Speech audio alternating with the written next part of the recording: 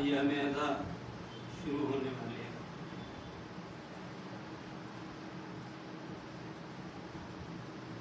آج رات سے یا کل رات سے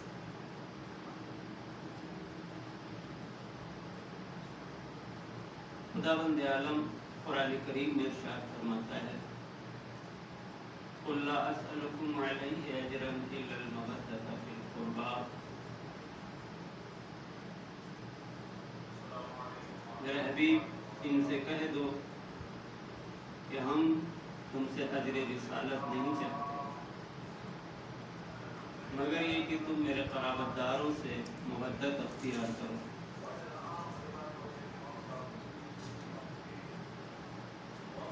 ایام عزا میں وہی لوگ ہم منائیں گے جو اہل بیت علیہ السلام سے محبت کرتے اور جو اہل بیت سے محبت نہیں رکھتے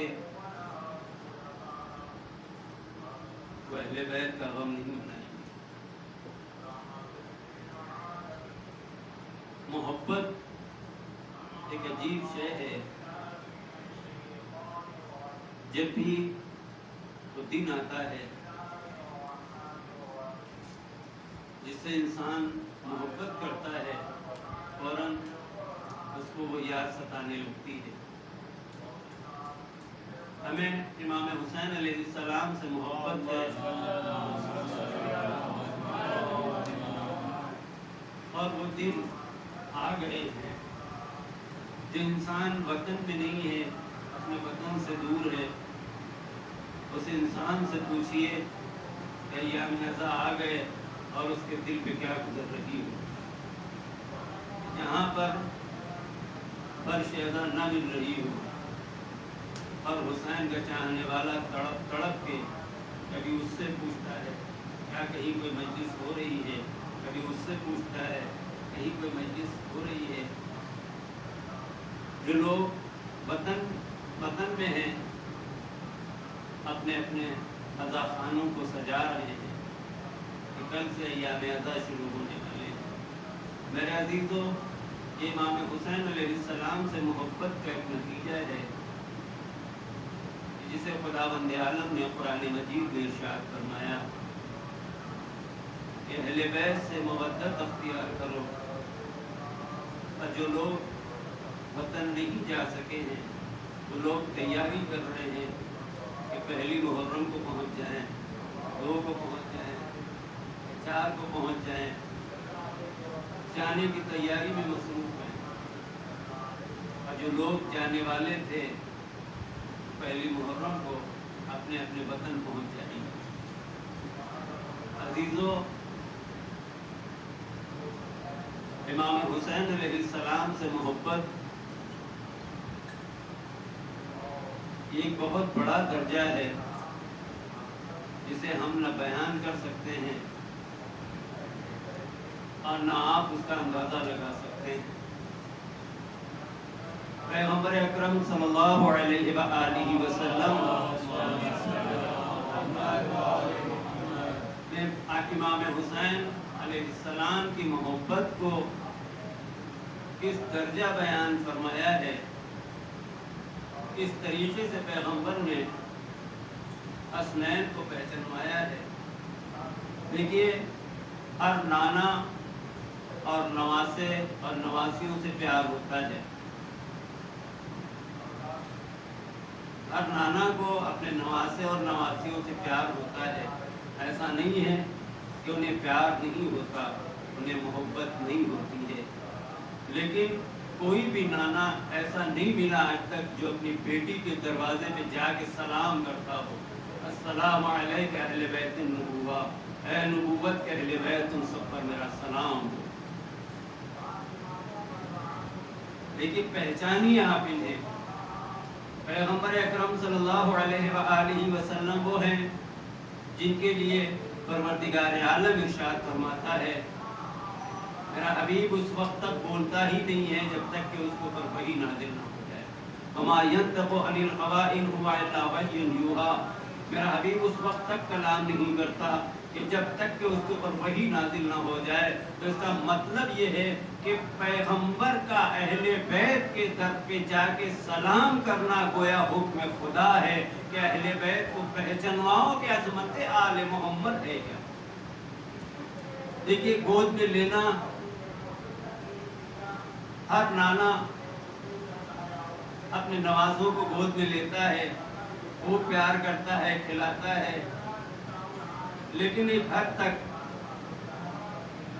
لیکن یہ حسنین علیہ السلام وہ ہیں کہ جن کے لیے پیغمبر اکرم صلی اللہ علیہ وآلہ وسلم مدینے کی گلیوں میں اپنے شانوں پہ بٹھا کے اور پہچانوا رہے ہیں، آذا حسین فاروق، پہچانو یہ میرا حسین ہے. اور ایسے ہی نہیں، عید کا دن ہے، بچے کہتے ہیں نانا سب کے ناقے بولتے ہیں، میرا ناقہ بولتا نہیں ہے. نانا سب اپنے اپنے ناقوں کے مہار پکڑے ہوئے ہیں، میرے ناقے کی مہار کہاں ہے؟ تو پیغمبر اکرم اپنی زلفیں پکڑواتے ہیں. آپ پہچانیے انہیں، پیغمبر یہ کیوں کر رہے ہیں؟ پیغمبر پہچانوا رہے ہیں کہ پہچانو کہ ان کی عظمت کیا ہے، ان کا مرتبہ کیا ہے.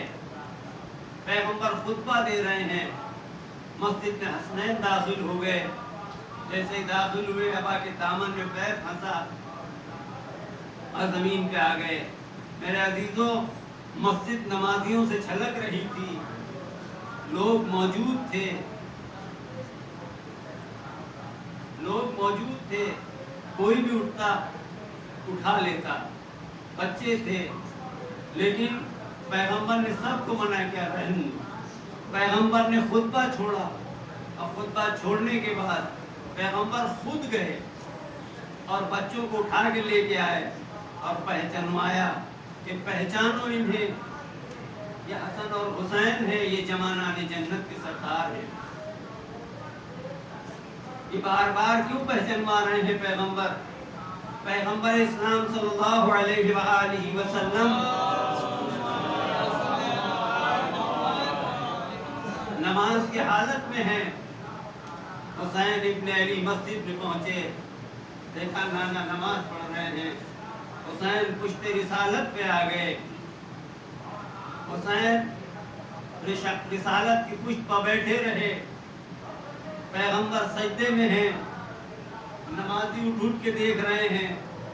میں ان سے پوچھ رہا ہوں، بتاؤ وہ جو نمازی سجدے سے اٹھ کے حسین کو دیکھ رہے تھے، ان کی نماز باطل ہو گئی یا نماز باقی رہ گئی؟ حسین اتنی دیر تک پشت رسالت پہ بیٹھے رہے. میرے عزیزوں، وہ نماز ان کی اور معراج پہ پہنچ گئی. پیغمبر کے ذہن میں حسین کا خیال آیا یا نہیں آیا کہ میرا حسین میری پشت پہ بیٹھا ہوا ہے؟ آج لوگ یہ کہتے ہیں کہ جناب جلوس جا رہا ہے، نماز کا وقت نکل گیا، نماز نہیں پڑھتے، یہ خون بہا رہے ہیں، نماز کیسے پڑھیں گے؟ آپ عظمت امام حسین کو کیا سمجھیں گے کہ حسین کیا ہے؟ حسین کی محبت کو کیا پہچانیں گے آپ کہ حسین کی محبت ہے کیا؟ محبت حسین میں پیغمبر سجدے میں ہے، سجدے کو پیغمبر نے طول دے دیا ہے، اور حکم یہ ہے کہ جب تک کہ حسین خود نہ اپنی مرضی سے اٹھے، اپنی مرضی سے سر نہ اٹھانا. جب تک خود حسین پشت رسالت سے نہیں ہٹے، پیغمبر نے سر سجدے سے نہیں اٹھایا. آپ سوچئے ذرا، یہ پیغمبر کر کیوں رہے ہیں؟ ایک فکر کیجئے، پیغمبر نے ایسا کیوں کیا؟ دیکھیے، کوئی بھی نبی اپنی اولاد کو اس طرح نہیں لائے گا. اس کا مقصد کیا ہے کہ مدینے کی گلیوں میں پہچانوانا، خود نماز کی حالت میں اور حسین پشت پہ آ جانا، خطبے کو چھوڑ دینا.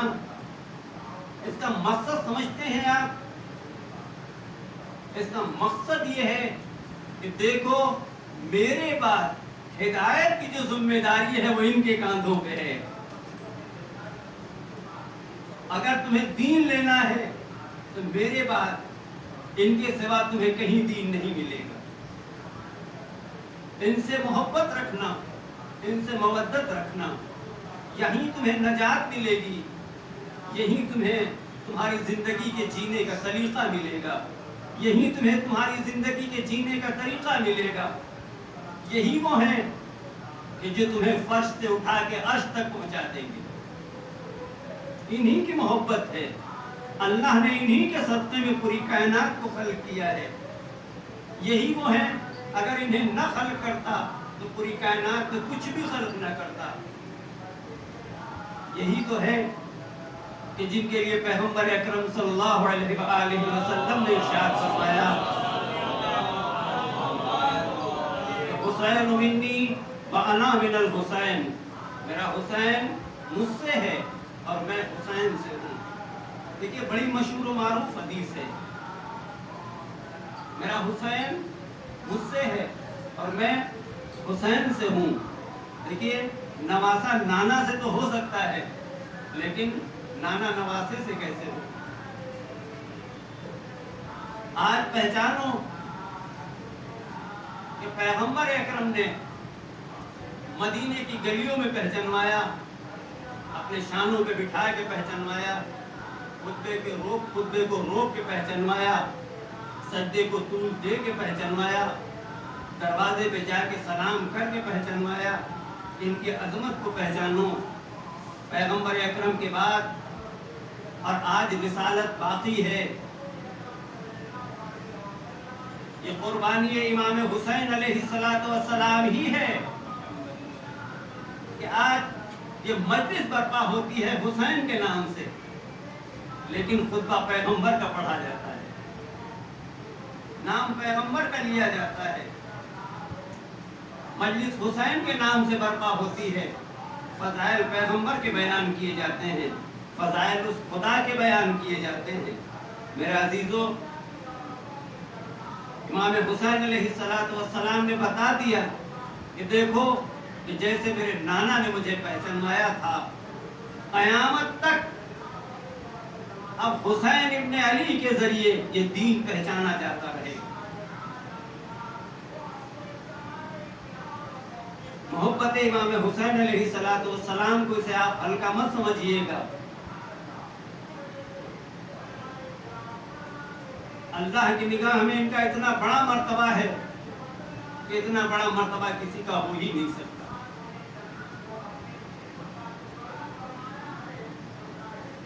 آپ سمجھتے ہیں کہ ہم نے عزاداری کی ہے. میرے عزیزو، آپ اپنے مرتبے کو سمجھیے. آپ حسین کے ماننے والے یہاں کیوں تو نظر نہیں آتے، لیکن محشر کے میدان میں پتہ آپ کو چلے گا کہ میرا مرتبہ کیا ہے. حسین کسی معمولی شخصیت کا نام نہیں ہے. حسین ابن علی وہ ہے جن کے لیے پروردگار عالم قرآن مجید میں خود ارشاد فرما رہا ہے، یا ایتھا النفس المطمئنہ. صلوات پڑھتے ہیں.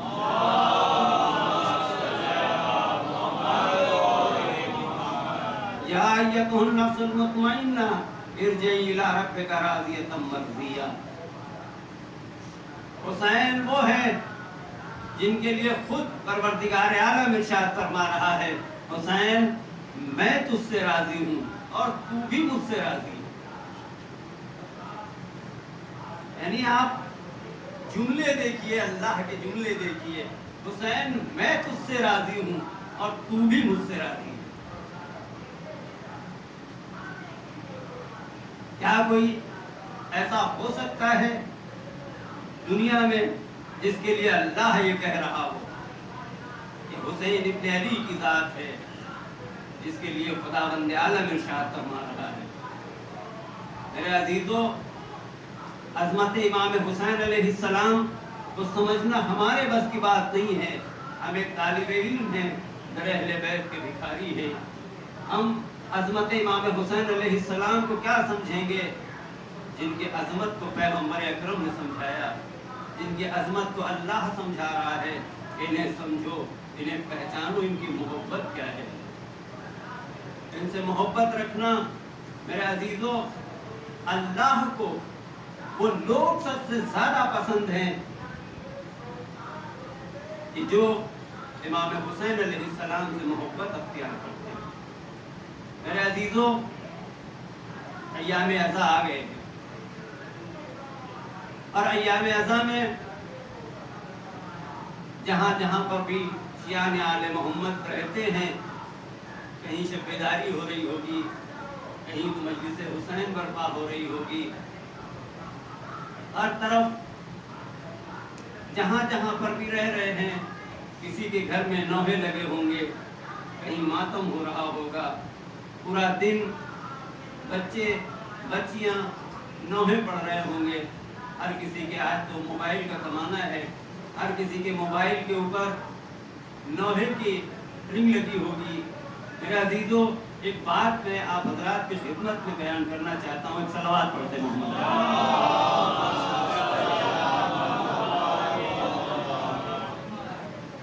عیسائیوں کے طریقے سے مسلمانوں نے بھی ایک چیز کو اپنایا ہے، چاند نکلے گا، لوگ ایک دوسرے کو مبارکباد دیں گے۔ 11 مہینے چاند نکلتا ہے، اس میں ایک دوسرے کو مبارکباد نہیں دیتے، اس میں ایک دوسرے کو مبارکباد کے لیے آپ کے پاس میسج نہیں آئیں گے، لیکن جیسے ہی ایام عزا کا چاند نظر آئے گا،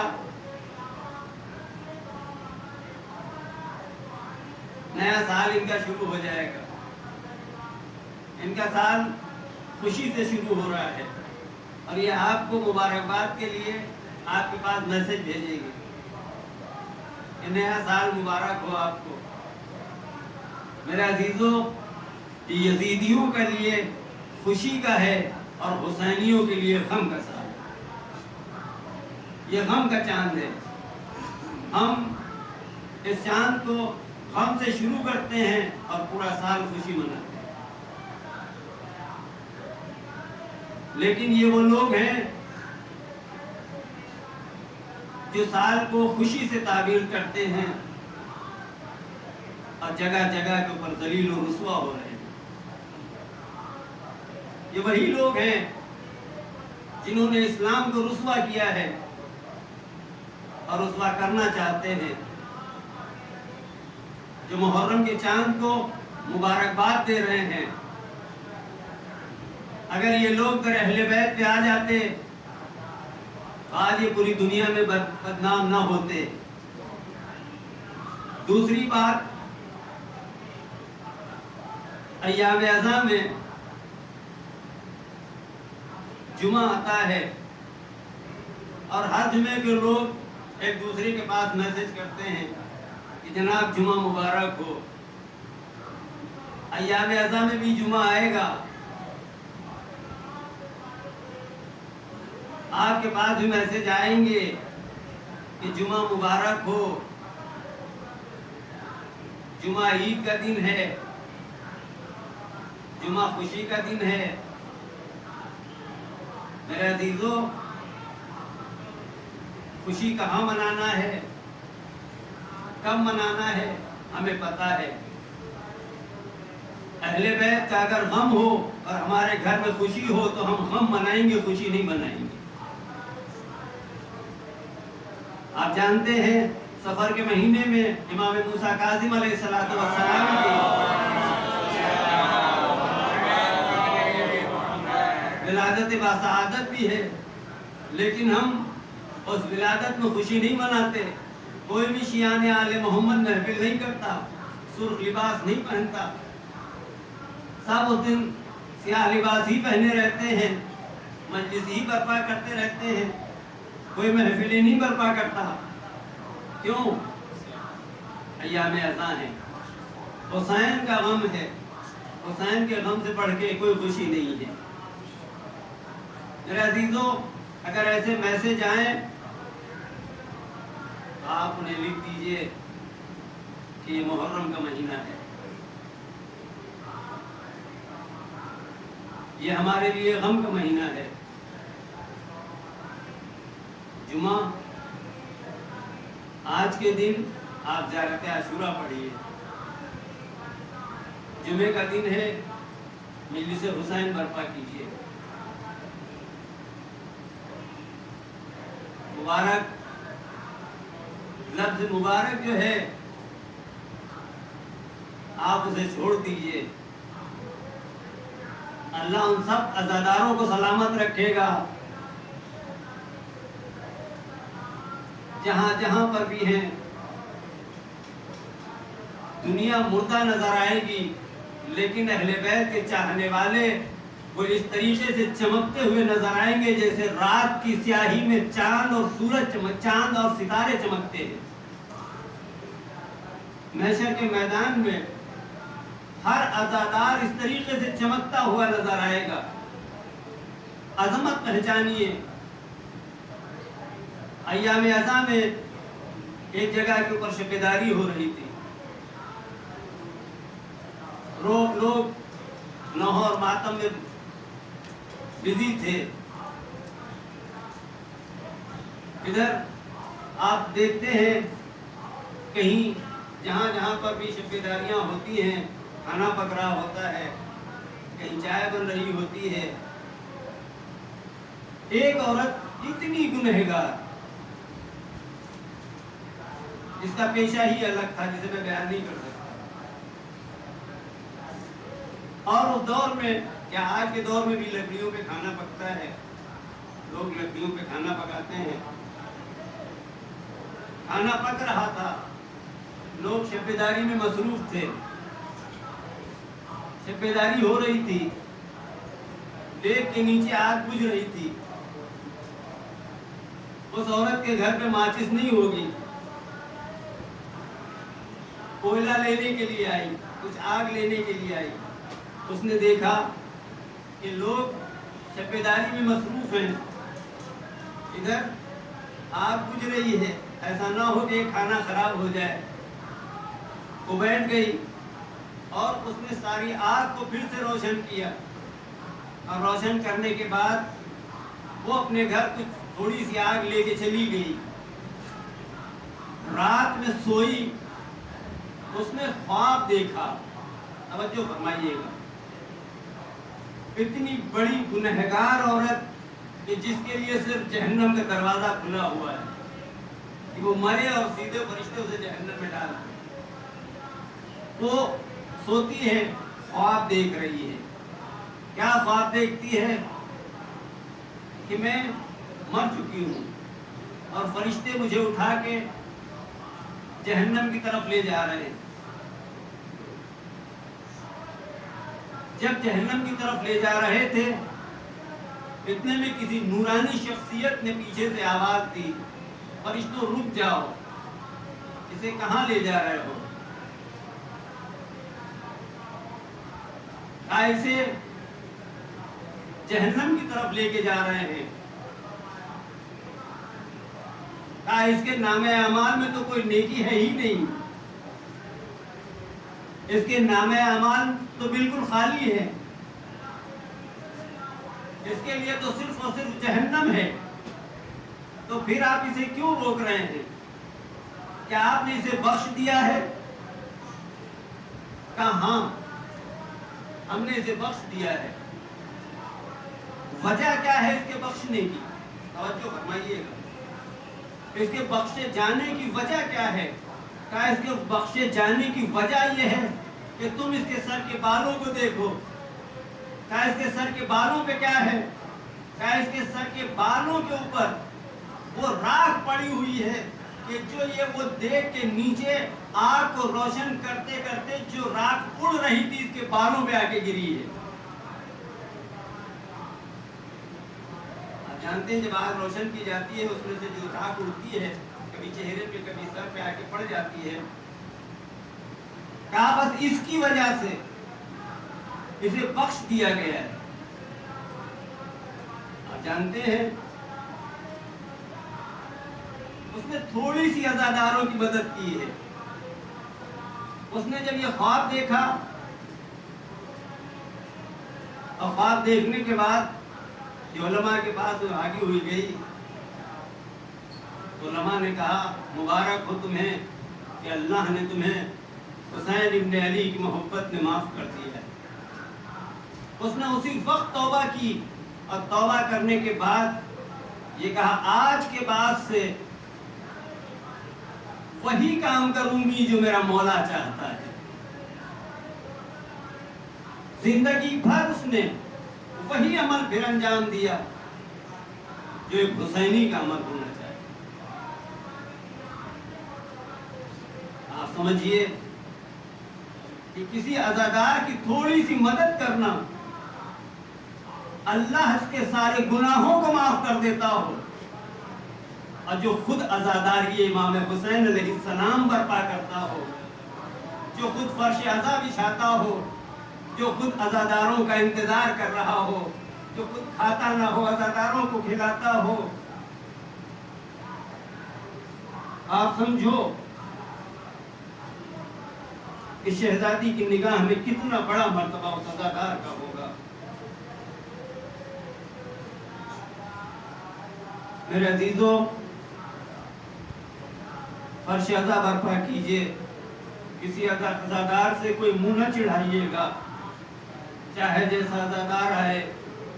اگر حسین کی فرش عزا پہ آ گیا ہے تو اس کا احترام کیجئے، فرش عزا بچھائیے، نوح اور ماتم کیجئے، اس پہ کفن کا پرسہ دیجئے، اپنے وقت کے امام کو پرسہ دیجئے، تو دکھیاری ماں کو پرسہ دیجئے۔ میرے عزیزوں، پتہ نہیں یہ زندگی باقی رہے یا باقی نہ رہے، پتہ نہیں ہمیں پہلی فرش عزا ملے یا نہ ملے، جتنا ہو سکے عزائے حسین میں خرچ کیجئے۔ میرے عزیزوں، اس مسجد میں بھی فرش عزا بچھے گی پہلی محرم سے لے کر عاشور تک۔ آپ حضرات سے گزارش ہے کہ وقت کا خیال رکھتے ہوئے مجلس حسین میں تشریف لائیے گا، اور جتنا ہو سکے حسین ابن علی کی راہ میں خرچ کیجئے، تعاون کیجئے ان مجلسوں میں، جتنا زیادہ سے زیادہ ہو سکے۔ بڑے خوش نصیب آپ ہوں گے کہ آپ کا پیسہ مجلس حسین میں لگ جائے۔ زیادہ سے زیادہ تعاون کیجئے۔ میرے عزیزوں، حسین وہ ہے جو دیتا ہے لیتا نہیں ہے، جو حسین دیتا ہے لیتا نہیں ہے۔ میرے عزیزوں، خوش نصیبی آپ کی ہوگی کہ اگر آپ نے عزائے حسین میں حصہ لے لیا ہے۔ بسم اللہ الرحمن الرحیم۔ قل هو اللہ احد اللہ الصمد لم یلد ولم یولد ولم یکن له کفوا احد۔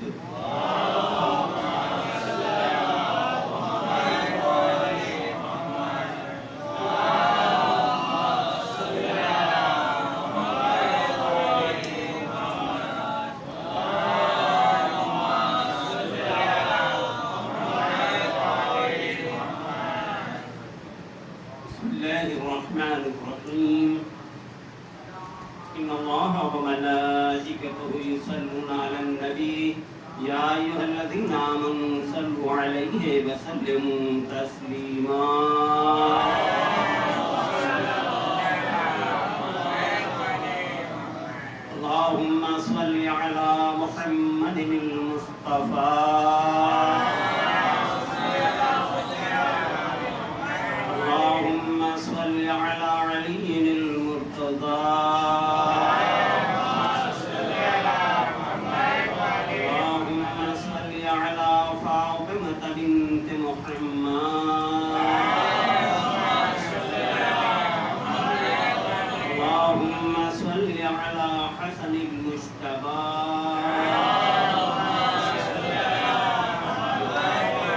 اللهم صل على حسين الشهيد بكربلاء اللهم صل على علي بن الحسين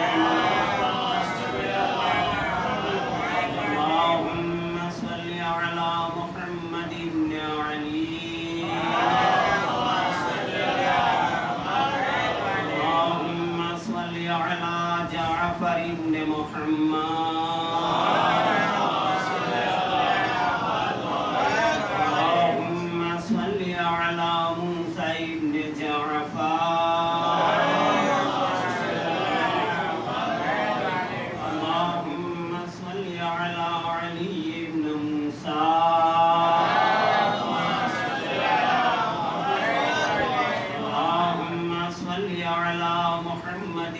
علي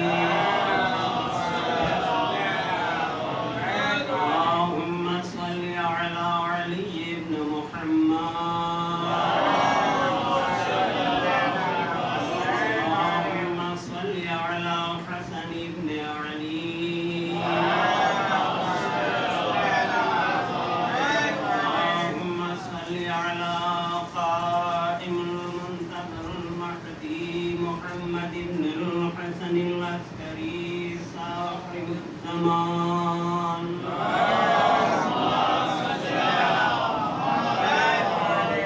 إنما يريد الله ليذهب عنكم الرجس أهل البيت ويطهركم تطهيرا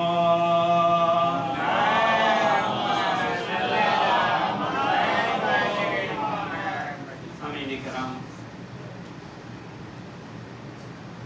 ہمارا ایک ایک عمل ہمارا امام ہمیں دیکھ رہا ہے.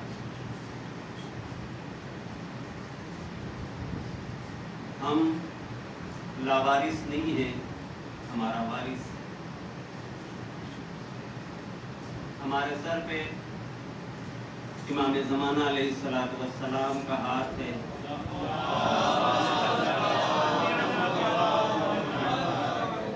ہماری کوئی بھی مجلس، کوئی بھی ذکر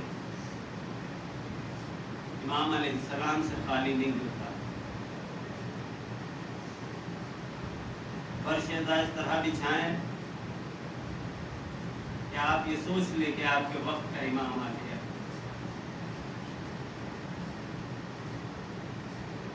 اور اس فرش پہ ایسے بیٹھیں، ایسے پرسا دیں کہ گویا آپ اپنے وقت کے امام کو پرسا دے رہے ہو. میرے عزیزوں، کتنی تکلیف ہو رہی ہوگی اس امام وقت کو جس کے جد کو کربلا میں 3 دن کا بھوکا اور پیاسا شہید کر دیا گیا، جس کے لیے امام زمانہ علیہ السلام زیارت ناہیہ میں سلام کرتے ہیں. سلام ہو اس شہید پر جس کا لاشا نہ زمین پر تھا نہ زمین پہ تھا. میرے عزیزوں، اس امام کو پرسا دینے کے لیے اپنے گھروں میں فرش ازا بچھائیے اور یہ خیال رکھیے کہ میرا امام ضرور آیا ہوگا. بس فرش ازا پہ کوئی بھی ہنسی اور مذاق کے جملے استعمال مت کیجیے.